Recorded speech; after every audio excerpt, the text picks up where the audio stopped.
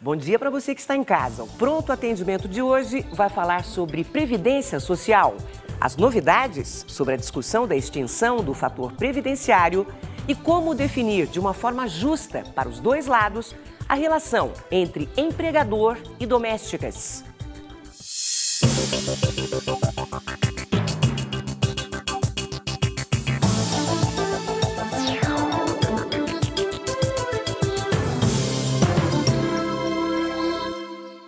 Participe pelo twitter.com/patendimento, tudo junto, e prontoatendimento@tvcultura.com.br.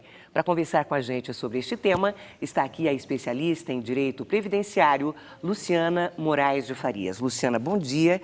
Muito obrigada por sua presença pela primeira vez aqui com a gente no Pronto Atendimento. Bom dia, é uma satisfação estar aqui. Nós que agradecemos. Bem, atualmente, apenas 6% dos trabalhadores domésticos demitidos sem justa causa têm direito ao seguro-desemprego. Isso porque eles optaram por contribuir para a Previdência Social. Mas em breve, esse benefício pode se estender a todos. O projeto de lei foi aprovado na semana passada pela Comissão de Assuntos Sociais do Senado. Agora, a proposta deve seguir para a votação na Câmara dos Deputados, onde vai se juntar a outros projetos que ampliam os direitos sociais de empregados domésticos. A proposta de seguro-desemprego para empregados domésticos demitidos sem justa causa estabelece um período de 6 meses para os trabalhadores inscritos no Fundo de Garantia por Tempo de Serviço e de 3 meses para trabalhadores não inscritos no FGTS. Mas já existe emenda ao projeto, que depende de aprovação e estabelece 3 meses de seguro para todos os trabalhadores domésticos. Para receber o seguro, o empregado deverá comprovar trabalho como empregado doméstico, além de ter contribuído para a Previdência por pelo menos 15 meses nos últimos 2 anos. Os outros projetos que tramitam pela Câmara dos Deputados estabelecem multa para patrões que não assinarem a carteira de trabalho dos empregados, alíquotas menores para o INSS e anistia de dívidas passadas com a Previdência Social, Fundo de Garantia e Salário Família para os trabalhadores domésticos, além de direitos para empregados diaristas. Luciana, explica melhor para a gente. Antes a contribuição para o Fundo de Garantia era opcional e agora isso não vai interferir, é isso? O que muda a partir de agora? Esse projeto de lei vai trazer uma grande conquista social às empregadas domésticas, porque antes, realmente, como você falou, para se ter direito ao seguro-desemprego, o empregador doméstico teria que necessariamente recolher o FGTS. E esse recolhimento do FGTS era uma opção. A empregadora tinha uma opção de recolher ou não o FGTS da sua empregada doméstica. Com esse novo projeto de lei, não terá mais a necessidade de recolher ou não o FGTS para fins de recebimento do seguro-desemprego. Então, mesmo que a empregadora não recolha o FGTS da sua empregada doméstica, se for aprovado esse projeto de lei, terá a empregada doméstica direito ao seguro-desemprego. Todos os empregados domésticos terão direito a 3 meses desse seguro? Isso, justamente teve uma emenda ali ao projeto, antes começou com 6 meses, a proposta inicial eram 6 meses de seguro-desemprego, depois teve uma modificação, passou para 3 meses. Se for aprovado dessa forma, qualquer empregado doméstico, cumprindo alguns requisitos, que não é o depósito do FGTS, terá direito ao seguro-desemprego. Uma grande conquista para essa categoria. Quais são os outros direitos que o empregado doméstico tem? Ele tem, por exemplo, o auxílio-doença? Então, o empregado doméstico, apesar de ser empregado segurado da Previdência Social, ele tem algumas diferenciações na hora do recebimento de alguns benefícios. Então, por exemplo, auxílio-doença, o empregado doméstico tem direito ao auxílio-doença. A diferenciação vai ser se a causa da incapacidade dele for acidentária. Então, se esse empregado doméstico se acidentar no trabalho, esse empregado doméstico não terá direito a benefícios acidentários, como, por exemplo, auxílio-doença acidentário, ou então o auxílio-doença é para quando a pessoa está incapacitada para o trabalho. Após esse período, após ela retornar ao trabalho, se esse empregado doméstico ficar com uma sequela, Por conta dessa sequela, a Previdência Social paga um benefício que chama auxílio acidente. Só que o empregado doméstico não tem direito, porque é um benefício de índole acidentária. Então, apesar de fazer a sua contribuição, o empregador contribuir também, o empregado doméstico não tem direito aos benefícios acidentários. Bom, então parece que houve um avanço aí positivo em relação a essa categoria. Bom, a Vera Lúcia, ela escreve: meu marido contribuiu com o INSS por mais de 11 anos, sendo que a última contribuição foi em 30 de dezembro de 2006. Ele deu entrada no seguro-desemprego no dia 26 de janeiro de 2007, recebeu o seguro até maio do ano seguinte. Aí ele foi preso no dia 3 de abril de 2009. Ela deu entrada ao auxílio reclusão, o INSS concedeu, recebeu durante 2 anos e 7 meses, e então o marido dela morreu no hospital penitenciário. Então ela conta que ela parou de receber o auxílio reclusão e ela pediu pensão por morte. O INSS indeferiu, alegando que ele estava fora da qualidade de segurado. Ela entrou com um recurso e ainda não foi julgado. Ela queria saber se esse recurso for indeferido, o que ela pode fazer. Quer dizer, aqui é um caso que engloba várias questões, né, Luciana? Justamente esse caso engloba várias questões e como funciona, assim, um pouquinho de como funciona a Previdência Social. Então, primeiro, ele estava trabalhando. Com o trabalho, ele tem a qualidade de segurado. Depois, ele recebeu seguro-desemprego. No período de seguro-desemprego, o beneficiário também mantém a sua qualidade de segurado. Após isso, ele foi recluso. Enquanto isso, os seus dependentes recebiam auxílio reclusão. Uma coisa interessante, enquanto a pessoa está reclusa, ela mantém a sua qualidade de segurado. Então, ele está recluso, a sua família recebendo o benefício previdenciário e ele continua com a sua qualidade de segurado.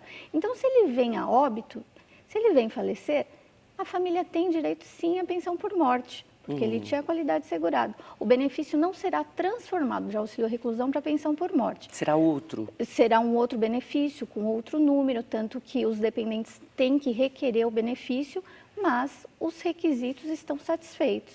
Então, assim, muito provavelmente esse recurso que ela deu entrada será procedente sim. Porque ela tem direito. Só para deixar bem claro, esse auxílio reclusão, né, que você citou, os familiares têm direito porque ele é trabalhador e ele contribuiu, não é isso? Porque existe polêmica, né? Existe um certo preconceito em relação a isso. Justamente, o auxílio reclusão, ele é um benefício previdenciário devido aos dependentes do segurado que venha a ser preso. Então, assim, quais os requisitos? Que esse segurado que venha a ser preso, que ele esteja trabalhando antes de vir a ser preso, que tenha qualidade de segurado. E uma outra coisa, que ele seja de baixa renda. Tem um requisito a mais que seria a baixa renda. Então, a pessoa estava trabalhando, essa baixa renda gira em torno de R$800. Então, a pessoa estava trabalhando, recebendo em torno de R$800, vem a ser preso. Os seus dependentes têm direito ao auxílio reclusão. Olha, o Alfredo Correia, ele mandou uma mensagem agora para a gente. Ele escreve: eu trabalhei registrado em uma empresa no período de 2006 a 2008. Para minha surpresa, o INSS não tem a informação desse período em seu sistema. Entrei com uma ação na Justiça do Trabalho em 2008, pleiteando outras verbas, e a empresa subsidiária do serviço recorreu e o processo está hoje em segunda instância. Como faço para que o INSS reconheça esse período? Porque devido a um acidente no mês passado, eu estou afastado, aguardando perícia médica, e pergunto como proceder para o INSS considerar esse período, para que entre na média de cálculos do auxílio-doença. Então, olha só, a pessoa era empregada, devidamente registrada, pelo que eu entendi, ele era registrado. E trabalhou de 2006 a 2008 e esse período não consta do INSS. Então, ele veio se acidentar, ele não deve ter conseguido o benefício porque não consta lá suas contribuições. Só que a Previdência Social se rege por um princípio que é da automaticidade das prestações. O que seria isso? O empregado não pode ser prejudicado pelo não pagamento das contribuições do empregador. Então, mesmo que ele estava registrado, mesmo que a empregadora não tenha contribuído, não tenha pago as contribuições sociais dele para o INSS, ele não pode ser prejudicado. Ele não tem a carteira de trabalho registrada, com o devido registro, isso seria o suficiente para que a Previdência Social concedesse o benefício para ele.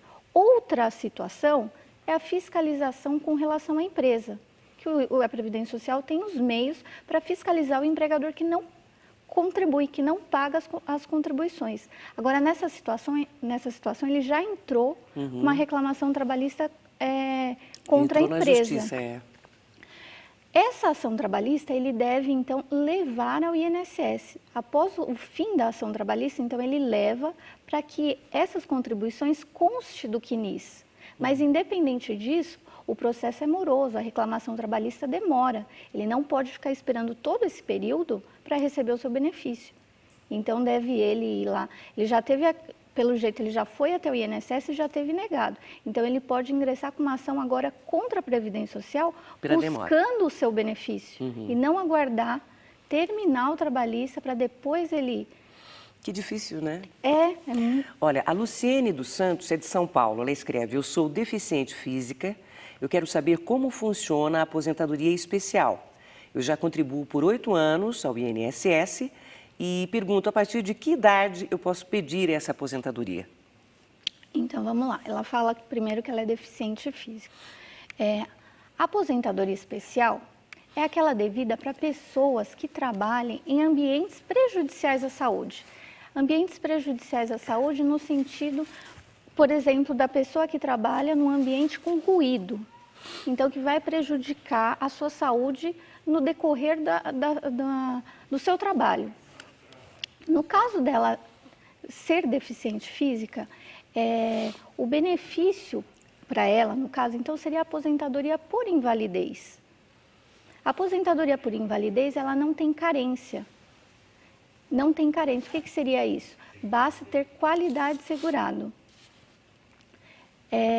A aposentadoria especial, então, é diferente. Ela tem os requisitos, quais seriam?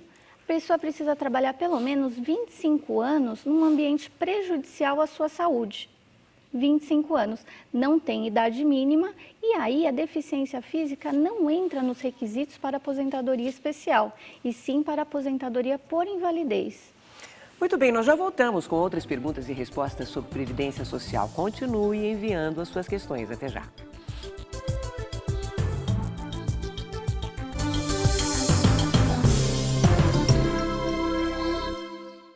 Nós estamos de volta com o Pronto Atendimento. O tema de hoje é a Previdência Social e quem está tirando as dúvidas do telespectador é a advogada Luciana Moraes de Farias. Bom, vamos a uma dúvida sobre a relação entre dona de casa e o empregado. O empregador contribui de maneira diferenciada para a Previdência? Luciana, o empregador paga mensalmente 12% sobre o salário de contribuição do empregado doméstico, enquanto os demais patrões recolhem sobre a folha salarial. É isso mesmo ou não? É isso mesmo. Há uma diferenciação na forma do recolhimento do empregador doméstico com relação aos outros empregadores. Enquanto os empregadores, no geral, recolhem 20% sobre a folha de salário. Então, independente de quanto o empregado receba, o empregador vai recolher 20% sobre a remuneração dele. O empregador doméstico, ele vai recolher sempre uma alíquota única de 12% sobre o salário da sua empregada doméstica. Olha, o Silvio De Simone é de Santo André. Ele escreve: em março de 2013, vou completar 35 anos de contribuição. Porém, de abril de 2010 a novembro de 2011, eu fiquei no auxílio-doença, o código 91.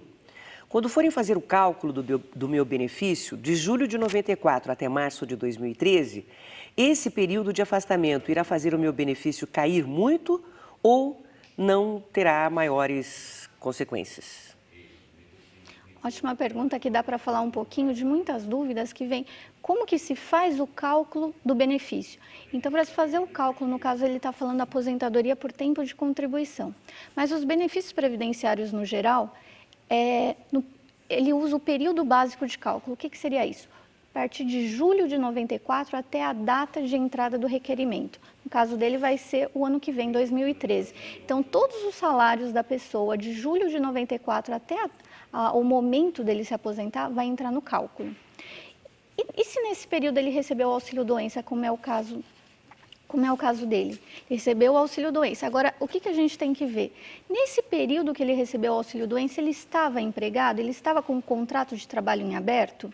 Se estava, se positiva essa resposta, esse período que ele recebeu o auxílio-doença vai ser computado no período básico de cálculo, porque ele está dentro de julho de 94 até o momento que ele vai se aposentar. Agora, se ele não estava empregado, se ele estava ou desempregado e veio a receber auxílio-doença, ou então estava pagando como facultativo, ou como autônomo, e veio a entrar no auxílio-doença. Esse período só será computado se posteriormente, quando ele receber alta do INSS, ele venha a voltar a contribuir. Nesse caso, esse período que ele recebeu auxílio-doença vai ser computado na hora da aposentadoria, então não vai prejudicá-lo na hora da aposentadoria. Olha, a Josecilda Leite, ela escreve: hoje eu sou diarista, tenho 43 anos, sendo que já contribuí 2 anos ao INSS em anos anteriores, mais de 10 anos atrás, quando eu trabalhei registrada. No momento, há uma possibilidade de trabalhar como doméstica com registro de um salário mínimo, mas tenho algumas dúvidas. Quais as vantagens e desvantagens se eu continuar como diarista e passar a contribuir como autônoma? Aceitar esse emprego com registro ou continuar como diarista e contribuir como do lar? Então, vamos lá. Aí é uma opção da pessoa mesmo. O que eu prefiro? Ter o trabalho... Como diarista, ela vai ter carteira registrada, ela vai ter maior segurança em relação ao emprego. Agora, com relação à previdência social, o importante é ela sempre contribuir. Se ela estiver registrada, a contribuição vai ser automática, porque o patrão vai estar recolhendo a sua contribuição. Agora, se ela estiver como diarista, cabe a ela fazer, e daí não vai ser como autônoma, cabe a ela fazer a sua contribuição mensal. Ela que vai ser responsável pelas suas contribuições através do carnezinho. Uhum. Então, assim, o que acontece? A pessoa tem que mensalmente ir lá e contribuir. O que seria melhor, então? É de pessoa a pessoa. Se ela for previdente, mensalmente for recolhendo, aí não teria diferenciação na hora de pedir um benefício previdenciário, porque as contribuições estarão lá. Agora é uma opção dela mesmo. Bom, agora mais uma questão para a nossa especialista sobre aposentadoria rural. Vamos ver. Luciano, os trabalhadores rurais podem pedir aposentadoria por idade com 5 anos a menos. Com 60 anos, os homens, e com 55 anos, as mulheres. Isso é verdade? Isso é verdade. Então, os trabalhadores rurais diminuem 5 anos na idade. E qual o tempo que eles têm que ter para se aposentar? Então, o trabalhador rural para se aposentar, homem, 55 anos, não, desculpa, homem 60 anos, mulher 55 anos. E eles têm que ter o mesmo tempo que a aposentadoria urbana por idade. Qual seja? A tabelinha, é uma tabela que se usa da legislação previdenciária. Hoje, essa pessoa tem que ter 15 anos de trabalho comprovado rural. Uhum. Então, comprovou 15 anos de trabalho, 60 anos para o homem, 55 para a mulher, essa pessoa irá se aposentar por idade rural. O Olímpio é de São Paulo. Ele escreve: a minha esposa trabalhou de 76 a 87 com carteira assinada, ou seja, durante 11 anos. Em 2008, voltou a contribuir de forma facultativa. Os 11 anos pagos antes de 87 contam para a aposentadoria por idade? Eu falei que o período básico de cálculo conta julho de 94 até a hora de se requerer a aposentadoria, mas isso é para se verificar o valor. No entanto, todo o período trabalhado, contribuído antes de 94, entrará sim no cômputo de tempo de trabalho na hora de aposentar. Então, todo esse período que a pessoa trabalhar, mesmo que passe 10, 15, 20 anos, será computado sim as contribuições atuais na hora da aposentação. Vitor escreve: completei 35 anos de contribuição no INSS, sei que já posso dar entrada na aposentadoria. Eu queria saber a respeito do fator previdenciário, se realmente vai acabar, se não vai demorar. Se compensa esperar para pedir aposentadoria. Observe, eu tenho 53 anos. É a questão do fator previdenciário que foi colocado, a votação foi colocada em regime de urgência, mas não foi votada ainda, né, Luciana? Isso, não foi votada ainda. Já está em regime de urgência, mas a gente sabe a urgência, como que funciona quando se trata desse tipo de questão. Então, assim, compensa se aposentar já? É necessário fazer o cálculo de cada caso concreto, fazer o cálculo, e no caso dele ele tem 53 anos. O fator previdenciário aí vai pegar? Vai pegar. 53 anos vai cair em torno de 35% a 40% de diminuição do valor da média dele. Mas tem que ver o caso a caso. Ele vai continuar trabalhando? Porque daí também abre-se a possibilidade da desaposentação. Porque ele é jovem, ele vai continuar trabalhando e daqui a alguns anos é possível pensar também nessa desaposentação. Hoje, tanto o fator previdenciário como a desaposentação são situações que estão um ponto de interrogação. O fator previdenciário está aí, está valendo. Em relação à desaposentação, isso daí está em discussão. Está no Supremo, estamos aguardando ansiosamente essa decisão. De repente pode acontecer esse ano? Pode acontecer, eu tenho esperança que aconteça esse ano, sim, essa decisão sobre a desaposentação.